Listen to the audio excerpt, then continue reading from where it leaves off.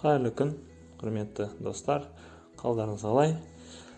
Бүгін сіздерге керемет платформа көрсетем, керемет бір қосымша көрсетем. Оның аты Zoom. Ол не үшін керек дейсіздер?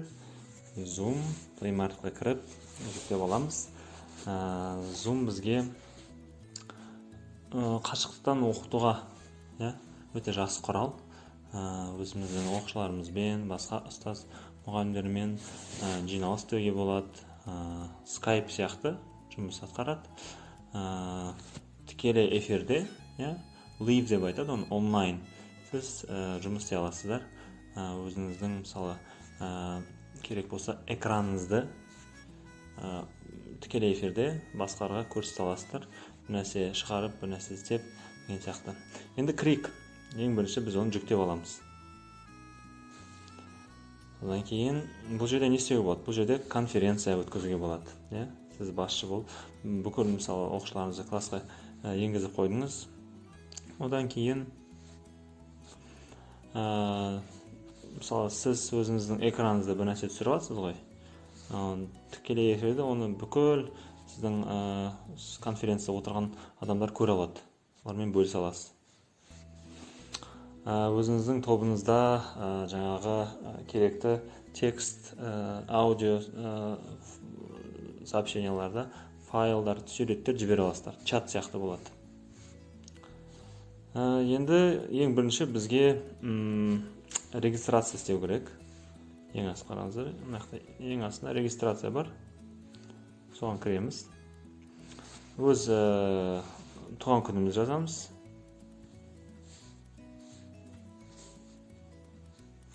Одан кейін айымызды жазамыз. Жылымызды жазамыз. Установитті басамыз. Енді күтейік. Байланыс құрылуда. Өзіміздің электронный почтамызды жазамыз. Ең бірінші жерге.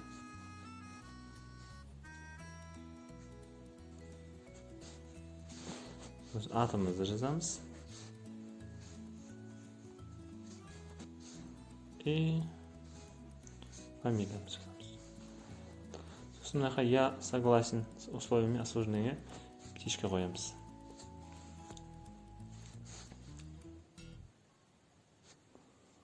Болды. Енді біз өзіміздің жаңағы поштамызды көрсеткеннен кейін бұл поштамызға бізге не келеді? Сообщение келеді. Сол поштамызға кіріп, осы Zoom-ды активировать ету үшін бірінші поштамызға барайық. Енді өзіміздің поштамызға кірейік. Енді Gmail және де жаңа бізге жіберген сообщение тапуымыз керек.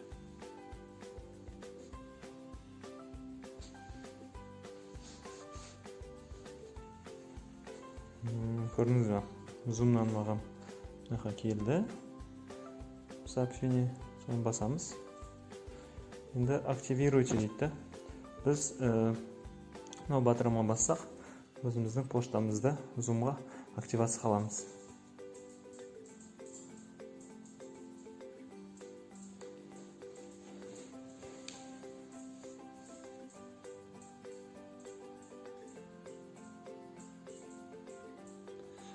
Енді біраз күте тұрамыз.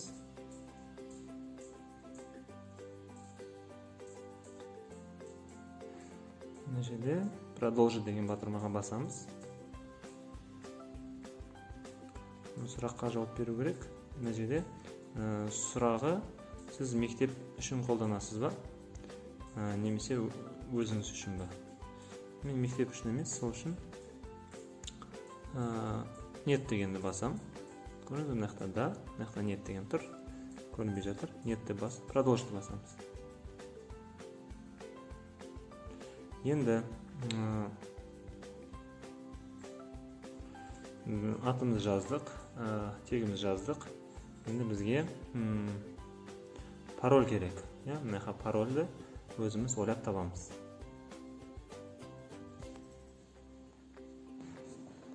бізде қараңыздар, пароль минимум 8 саннан тұру керек, 8 символдан тұру керек. Минимум бір кішкентай әріп, минимум бір кішкентай сан, және де кішкентай да үлкен де әріптер болу керек. Бәрі бірдей болмау керек, и последовательность болмау керек, да. Енді ойлап табайық.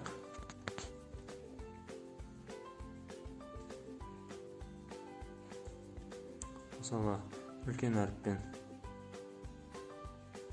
бастайық. Бір үлкен әріп болу керек. И сосын сан болу керек.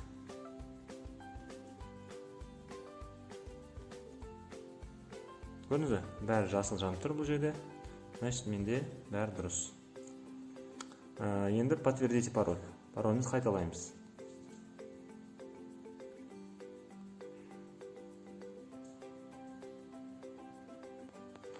Бәрін бітіргеннен кейін продолжите басамыз.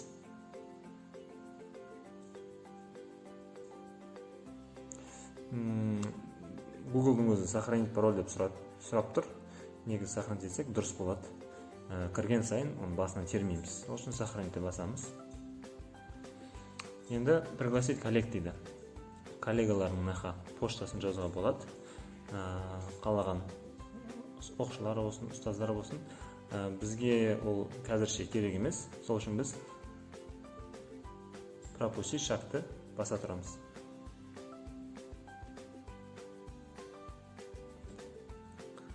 Енді өзіміздің персональный сілтемеміз болады, ссылкамыз болады.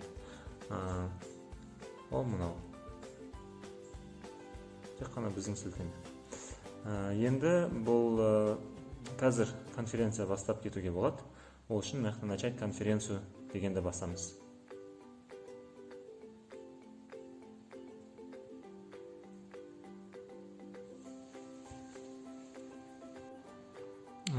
Конференцияны жалғастыру үшін біз ең бірінші өз қосымшамызға кіруіміз керек. Өйткені біз әлі де интернет браузерда отырмыз, регистрация істейміз деп. Өзіміздің Zoom қосымшамызға кіру үшін мынақты загрузить с Google Play-ға басайық. Біз уже жүктеп қойдық, регистрация істеп қойдық, сол үшін открытті басамыз. Енді қараңыздар, қазір енді біз өзіміздің Zoom қосымшамыздың ішіне кірдік. Бұл жерде сіздер көре аласыздар. Өзіміздің жаңа конференция бастауымызға болады. Біреудің бастаған конференциясына кірсек болады. Олардың бізге берген сілтемесімен запланировать бірнеше күн бұрын алға өзіміздің конференциямызды пландап, уақытын белгілеп, сағатын белгілеп қойсақ болады. И демонстрация экранны көрсету. Мына жерде өзіңіздің достарыңызды, контакттарын қоссаңыздар болады. Астына келетін болсақ, ең астында бізге конференция чат тұр, бүкіл конференциялар конференции, біздің контактларымыз, үшінші, и соңғысы настройки. Бізге сразу конференцияны бастау үшін новая конференция дегенге басамыз. Бұл жерде біріншісі видео қосылып тұрсын, көрдіңіз бе? Осы қосылып тұрсын. И менің өзімнің персональный идентификатор, менің өзімнің кодым бар. Сол код арқылы басқалар кірсін. Осы екеуі қосылып тұру керек. Начать конференцию басамыз. Қараңыздар, мен конференциямды бастап жатырмын.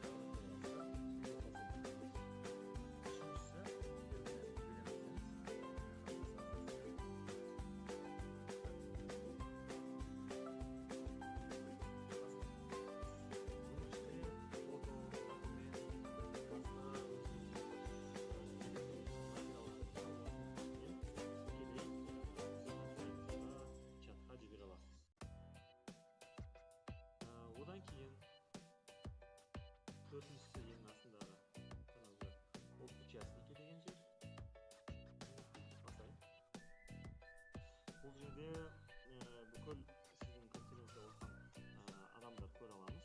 Мысалы мен қазір өзім көріп тұрмын, организатор болып тұрмын, оң жағынан мына жерде менің камерам қосылып тұр ма, қазір қосылып тұрғанын білдіреді. Менің микрофоным қосылып тұр ма, жоқ па, соны білдіреді. Кейбір адамдар өсіп тұрса, ол қызыл сызықшамен үстінен өткізіледі.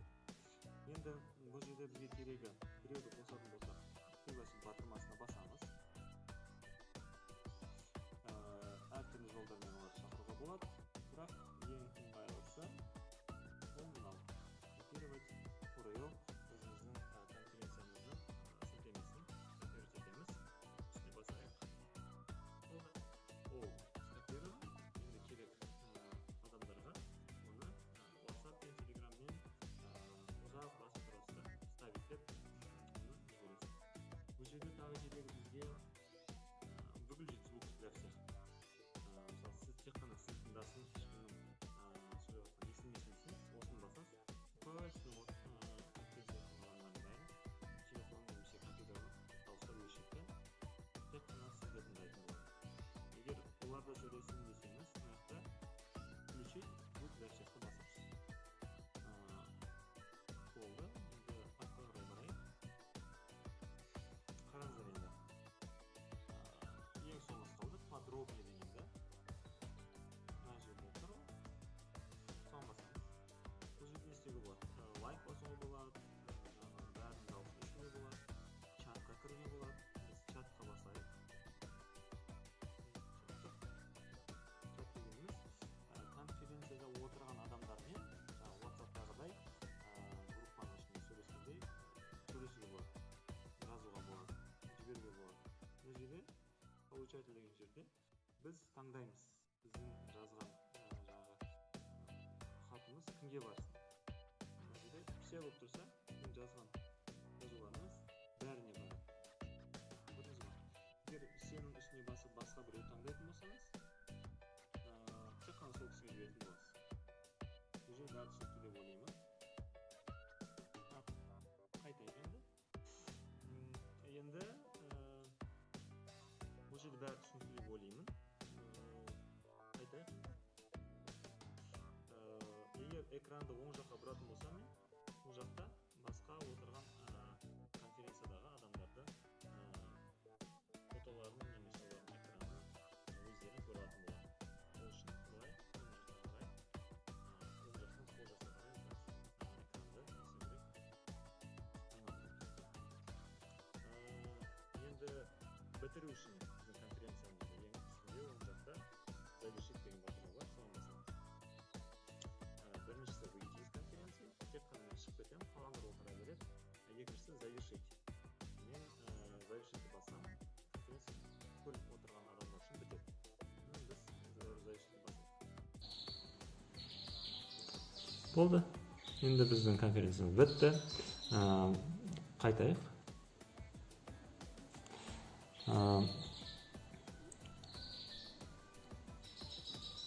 Көрдіңіздер ме? Астында конференция жерде біздің конференциялар осы жерде көрініп тұрады. Егер біреу шақыратын болсаңыз, отправить приглашение басып, шақырасыз жаңа көрсеткендей. Егер оның конференцияны өзгерту керек болса, редактировать деген жерге басамыз. Бұл жерде бізге бірінші біздің конференциямыздың ID, номері болады. Бүкіл кіретін адамдар осы номер арқылы кіреді. Және де егер қаласаңыз, мына жақта қараңыздар, пароль конференция. Тек қана сіз қалайтын адамдар кірсін, басқа ешкім кіріп кетпесін десеңіз, мына жерде қосып қоясыз. Және де белгілі бір пароль болады. Сол парольді өзіңіздің жаңағы конференция шақыратын адамдарға жібересіз. Парольді олар жазғаннан кейін сіздің конференцияңыз кіріп кетеді. Және де бұдан да басқа настройкаларды осы жерден істеуге болады. Ең маңызды құралдардың біреуі бұл жерде ол мынау.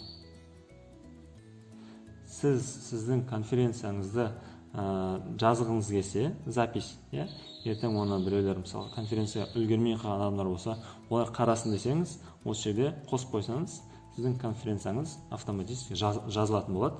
Сосын оны керек адамдарға жібере алатын боласыз. Қосып қояйық оны.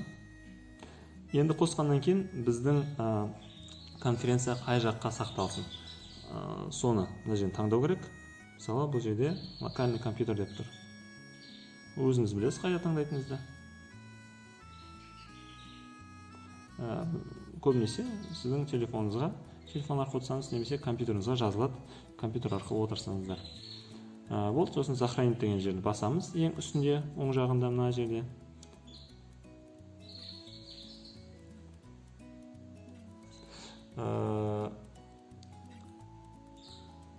Көрдіңіз ғой, ең астында конференция деген жерді бастық. Енді үшінші жағы контакты. Контактыға бассақ, біздің достарымыз, олардың контакты өшеде тұрады, өшеден көре аламыз. Артқа қайтайық. Мына жерде ең астында настройки деген жер бар. Соны басайық. Бұл жерде өзіміздің настройкаларымызды ауыстыра аламыз. Мысалы, ең бірінші болып өзіміздің профилімізді керек болса өшеден ауыстыра аламыз. Осыған басайық. Ең бірінші фотографияны ауыстыра аламыз. Жаңа конференцияда отырған кезде біздің атымыз қандай болсын? Отображаем имя. Басқалар мені қалай көрсін десеңіз, осы жерден өзгерте аласыз.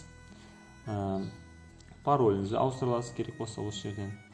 Өзіңіздің отдел, должность, местоположениені қоссаңыздар болады. Бізге ең маңызды нәрсе бұл. Осы нәрсе, жаңа тағы да айтып, ID біздің өзіміздің персональный конференция номері бар, коды болады. Осы арқылы біз конференция деген кезде басқалар бізге кіре алатын болады. Болды, настройканы бәрін бітіргеннен кейін бұл жерден шығып кетеміз. Контакты, чат, компания деген батырмаларға, оларға да кіріп қолдансаңыздар болады. Енді қайт ең бірінші біздің бөлімге барайық. Конференциямыз бітті. Егер басқа біреудің конференциясына қатысатын болсаңыз, ол мына жерде жаңағымыз айтқандай басамыз. Және де бұл жерге кім конференция организаторы, кім оны өткізіп жатыр, олар сіздерге белгілі бір ұзын ID номер береді. Жаңа біздің өзіміздің номеріміз болды ғой, тура сол сияқты басқа кісілердің де номерлары болады. Біз солар берген санды енгіземіз. Және де одан кейін конференция кіріп кете аламыз. Болды. Ең маңызды, ең керек осы Zoom-ның настройкаларын қалай түсіру керек, қалай құру керек конференцияны түсіндірдік деп ойлаймын. Сіздерге пайдалы болса лайк басыңыздар. Сұрақтарыңыз болса, ұсыныс болса, комментарий жазыңыздар. Видео қараған үшін көп рахмет. Аман сау болыңыздар.